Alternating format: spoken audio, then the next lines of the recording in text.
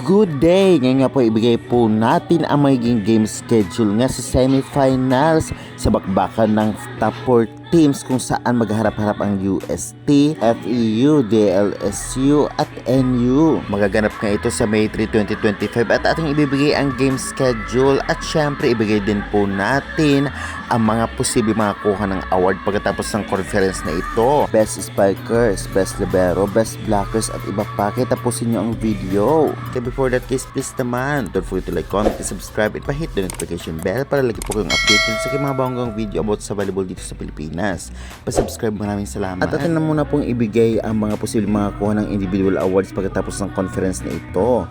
Yung mga top scorer, top best medal blocker, posibleng maging best libero at iba pa. Narito na po at ating simulan. Sa best scorers nga nangunguna si Nitura.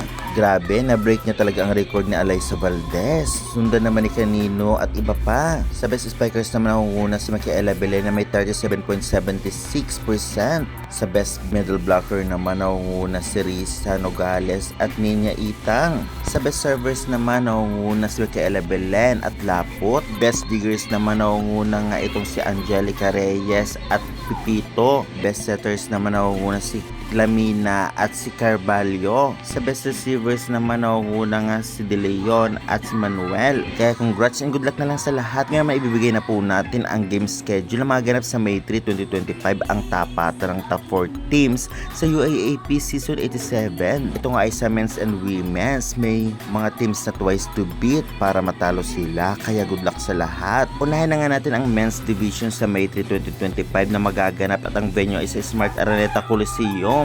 Magtatapat ang NU versus UST 10 AM at ang twice to beat dito ay ang NU. Samantalang magtatapatan naman ang FEU versus DLSU 12 PM at twice to beat din dito ang FEU. Kaya good luck na lamang.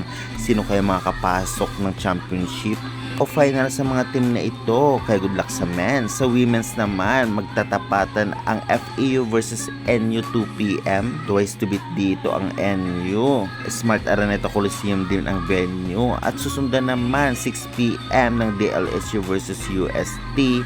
Twice to beat naman dito ang DLSU. Kaya good luck na lamang sa lahat ng team. Sa team nyo guys, ano ang team mananalo? I-comment nyo na yan at huwag kalimutan mag-like and subscribe for more updates.